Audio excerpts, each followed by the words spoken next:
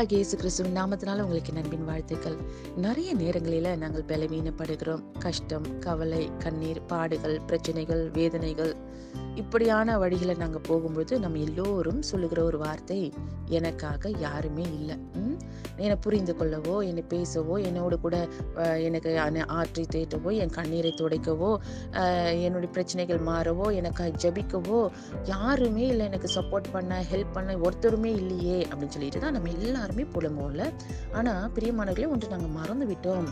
நம்மோடு கூட ஒருவர் இருக்கிறார் என்று வேதம் சொல்லுகிறது. அவர் நம்ம அழும்போது நம் கண்ணீரை துடைப்பாராம். நம்ம வேதனையா இருக்கும்போது அவர் வார்த்தையின் மூலமா நம்ம தேற்றி ஆற்றுவாராம். நமக்கு நல்ல ஆலோசனைகளை கொடுத்து நல்ல வழியில நடத்துவாராம். நம்ம பலவீனப்படும்பொழுது அவர் நமக்கு உதவி செய்வாராம். சில நேரங்களில் நம்ம ரொம்ப வேதனையாய் கண்ணீரோடு இருக்கும் பொழுது, கவலையோடு இருக்கும் பொழுது, சில வார்த்தையே வராத ஜெபிப்போம் இல்லையா? வார்த்தையே வராது, வெறும் கண்ணீர் தான் வரும். அந்த நேரத்துல அவர் நமக்காக வேண்டுதல் செய்வாராம். எப்படியாக? அவர் பெருமூச்சோட, வாக்குக்கு அடங்காத பெருமூச்சோட நமக்காக வேண்டுதல் செய்வாராம். அவர் பெயர் தான் பரிசுத்த ஆவியானவர். அவர் நம்மோடு கூட இருக்கிறார், நமக்குள்ள இருக்கிறார். நல்ல துணை, நல்ல நண்பன். இந்த உலகத்துல எல்லாருமே மாறிடுவாங்க. நல்ல நண்பன் கூட ஒரு நாள் எதிரியாய் மாறிவிடுவான். அது அப்படிப்பட்ட உலகத்துல தான் நாங்க வாழ்ந்துட்டு இருக்கோம்.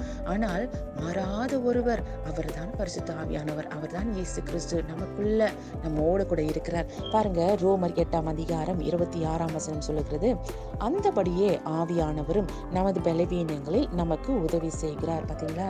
நம்முடைய பலவீனங்களில யாராவது நமக்கு உதவி செய்ய முடியுமா? அவர் நமக்கு உதவி செய்வாராம். நம்ம உதவி செய்யணும்னா யார்கிட்ட தான் நம்ம ஓடணும், யார்கிட்ட பேசணும். ஆனா டக்குன்னு பக்கத்திலேயே இருக்கிறவர் அவரு. உடனே நம்ம அவர்கிட்ட சொல்லும் பொழுது அவர் நமக்கு உதவி செய்வார். பலவீனங்களில நமக்கு உதவி செய்வார். பாருங்க, நாம் ஏற்றபடி வேண்டிக் கொள்ளுகிறது என்னதென்று அறியாது இருக்கிறபடினால ஆவியானவர் தாமே வாக்கு கடங்காத பெருமூச்சுகளோடு நமக்காக வேண்டுதல் செய்கிறார். பாத்தீங்களா? ஏற்ற நேரத்துல எப்படி ஜெபிக்கணும், ஐயோ இந்த பிரச்சனை எப்படி ஜெபிக்கணும் தெரியல, பெரிய பிரச்சனையா இருக்க, ஐயோ இப்படியா இருக்கிறதே, எனக்கு வார்த்தை வரலையே அப்படின்னு நம்ம அழுதுட்டு இருக்கோம்ல. அந்த நேரத்துல சும்மா முட்டி போட்டுட்டு நமக்கு வார்த்தை வராம வெறும் கண்ணீர் மட்டும்தான் வரும்.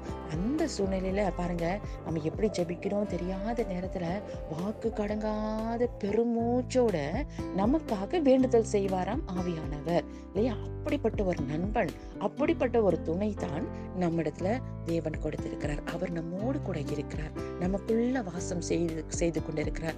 நிறைய நேரங்களில நாம் அவரை கூப்பிடுகிறதை, அவரிடத்துல பேசுகிறதை நாங்க மறந்து போய் விடுகிறோம். நாங்க பலவீனப்படும்போது, ஒரு கஷ்டம், ஒரு வேதனை வரும்போது அவரிடத்துல சொல்லுகிறதை நாங்க மறந்து போய் விடுகிறோம். பிரியமானவர்களே, என்று நாம் அவரிடத்துல சொல்லும் பொழுது அவர் பாருங்க, ரொம்ப தூரத்துல இல்ல, பக்கத்துலதான் இருக்கிறாரு. உடனே ஒரு ஹெல்ப் பண்ணுவாரு, உடனே உங்களுக்கு ஜெபிப்பார், உடனே உங்களுக்கு ஒரு பலன் வரும். நீங்க பாருங்க, அவரோடு கூட பேசி பாருங்க. அவர்தான் பெஸ்ட் ஃப்ரெண்டு. அவரை நீங்க பிடித்துக் கொள்ளுங்க. அவரிடத்துல நீங்க பேசி பாருங்க. எல்லாவற்றிலும் ஒரு விடுதலை, எல்லாவற்றிலும் ஒரு சமாதானம், ஒரு சந்தோஷம், பலவீனம் நீங்கும், உங்களுக்கு பலன் வரும். அப்படியாய் கூடவே இருந்து ஹெல்ப் பண்ற நல்ல நண்பன் தாங்க இந்த பரிசுத்த ஆவியானவர். அவரை பற்றி கொள்ளுங்க. அவர் உங்களை எல்லா வழியிலும் சத்தியத்துல நடத்துவார், காத்துக்கொள்வார். கர்த்தர் உங்களை ஆசீர்வதிப்பாராக. ஆமென்.